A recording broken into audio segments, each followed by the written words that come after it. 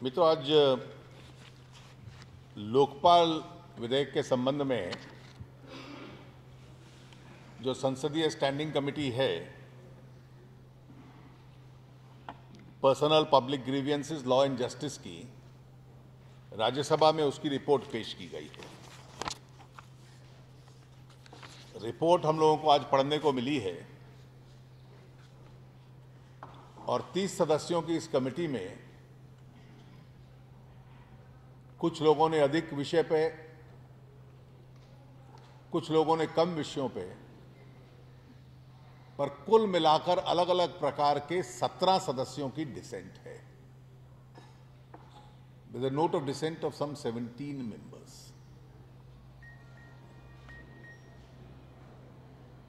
Standing committee की जो व्यवस्था थी वो उससे अपेक्षा थी कि अधिकतर निर्णय स्टैंडिंग कमेटीज में सर्वसम्मति से होते थे, लेकिन जब स्टैंडिंग कमेटीज में प्रयास हो किसी का कि ऐसी रिपोर्ट आए जो राजनीतिक व्यवस्था को भी स्वीकृत नहीं है, तो तभी इतना शार्प डिवीजन होता है। रिपोर्ट हम लोगों ने पढ़ी है जो समय उपलब्ध था, और ऐसा लगता है कि रिपोर्ट के माध्यम से प्रयास ये है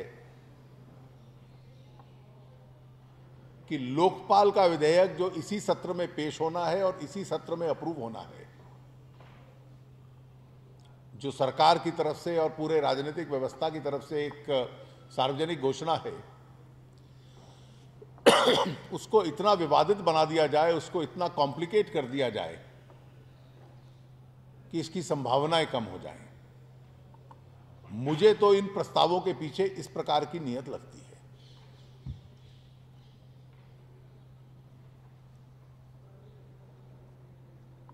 ऐसा लगता है कि पब्लिक एडमिनिस्ट्रेशन और उसमें ईमानदारी और शुचिता चले,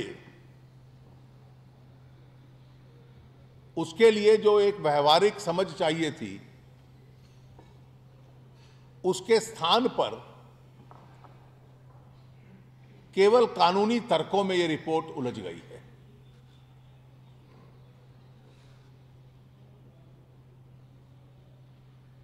It has ignored the political and social wisdom and the necessity of, with regard to the constraints of public administration, and it has got involved in legalisms. दो विषयों का मुझे विशेष रूप से खेद है, क्योंकि वो राजनीतिक व्यवस्था की विश्वसनीयता पे प्रश्न चिन्ह खड़ा करते हैं। There is a question they raise on the credibility of the political system. Report के चौथे पेज पे पैरा 1.8 में जो फाइनेंस मिनिस्टर ने एक sense of the house statement दिया था, वो रिप्रोड्यूस्ड है, और वो sense of the house statement ये कहता है, this house agrees in principle on citizens charter, lower bureaucracy to be brought under Lokpal through an appropriate mechanism and establishment of Lokayukt in states.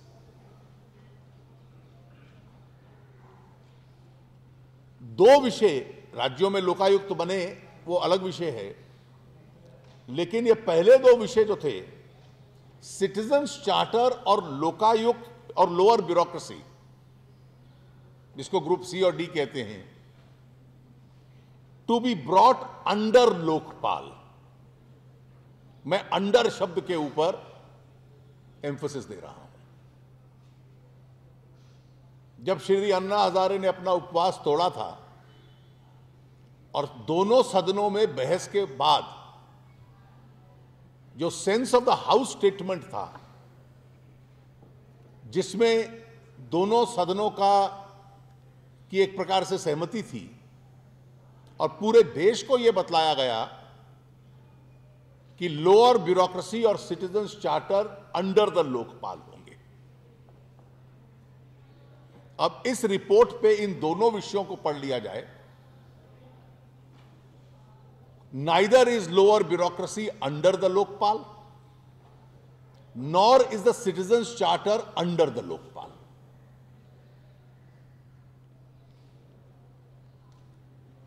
Standing committee इस विषय पे बहुत लोगों ने decent किया है,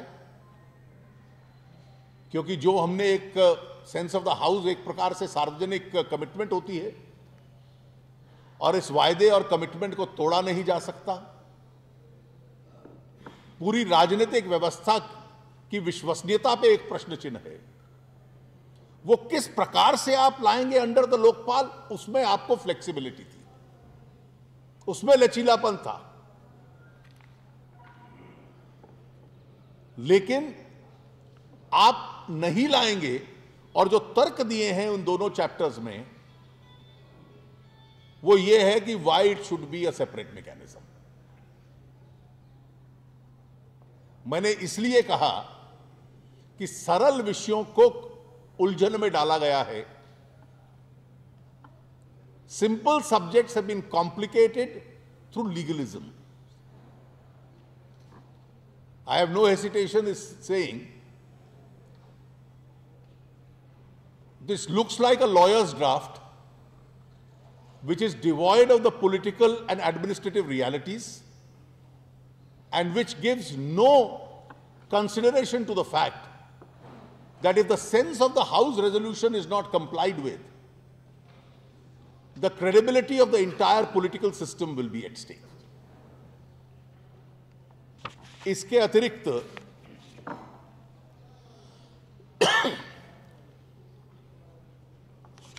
प्रधानमंत्री के विषय में यह कहा गया है कि हम कोई अपनी टिप्पणी नहीं करते, अलग अलग मत हैं। We leave it to the wisdom and the sense of the house. I think the standing committee had a job to perform. Even when there were divided opinions, they have ignored the views of a significant section and given their own opinion, right or wrong. और ये जो व्यवस्था उन्होंने सुझाई है कि तीनों option संसद के सामने रख दो और एक सेमिनार हो जाए और संसद फिर तय कर ले तीन में से किसको स्वीकार करती है। It is unknown to parliamentary practices. It is unknown to parliamentary democracy. On basis of this report, a government has to take a definitive opinion. It has to form a definitive opinion. That opinion will either be accepted or rejected by the houses. BJP की तरफ से हमारे 7 सदस्य थे, उसमें page 198 पे जो प्रमुख नोट ऑफ डिसेंट है हमारे सदस्यों का है। मेरा यह सुझाव होगा कि आप लोग उसको एक बार पढ़ लें। उसके साथ हमारे इस पे 6 लोगों के साइन है। इससे कनकर एग्री करते हुए और सीबीआई के संबंध में कुछ एडिशनल बातें कहते हुए जेठमलानी जी का 7वां डिसेंट नोट है। तो हमारे 7 सदस्यों का एक डिसेंट नोट है। हमने प्रधानमंत्री लोकपाल के दायरे में आए, पब्लिक ऑर्डर और नेशनल सिक्योरिटी के विषयों को छोड़ के सिटीजन्स चार्टर के संबंध में भी हमने कहा है कि इसी एक्ट में आए उसको अंडर द लोकपाल लाया जा सकता है, क्योंकि sense of the house resolution में आपका कमिटमेंट था। सांसदों के संबंध में जो एक आम राय बनी है कि संसद में जो होता है वो प्रिविलेज है, लेकिन संसद से जो बाहर होता है उस पर सामान्य कानून लागू होता है संसद पे। लोअर ब्यूरोक्रेसी के संबंध में हमने कहा है। न्यायपालिका के संबंध में हमने नेशनल जुडिशियल कमीशन का सुझाव दिया है, उसका कॉम्पोजिशन क्या होना चाहिए और उसके अधिकार क्षेत्र क्या होने चाहिए, और उसके अधिकार क्षेत्रों में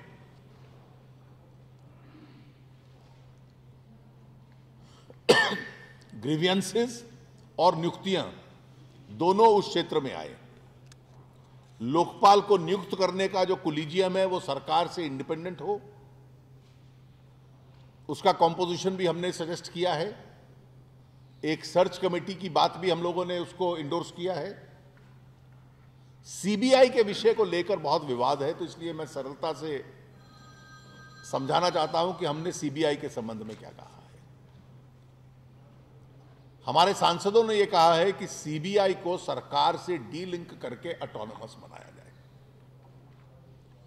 सीबीआई डायरेक्टर की नियुक्ति सरकार नहीं करेगी, लेकिन एक कोलिजियम करेगा जिसमें प्रधानमंत्री, नेता प्रतिपक्ष लोकसभा और चेयरमैन लोकपाल होंगे।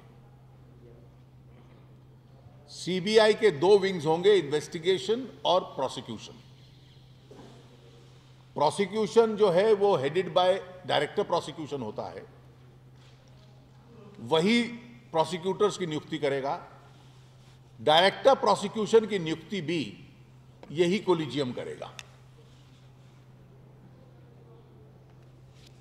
सीबीआई के पास जो केस लोकपाल से आएंगे, लोकपाल को रिपोर्ट दे सकते हैं, लेकिन इन्वेस्टिगेशन में जो क्रिमिनल लॉ का पुराना सिद्धांत है, किसी को भी हस्तक्षेप करने का अधिकार नहीं होगा। हमारा कोड ऑफ क्रिमिनल प्रोसीजर है, इस कमेटी ने उसको तो बदला नहीं है, और जो पूरे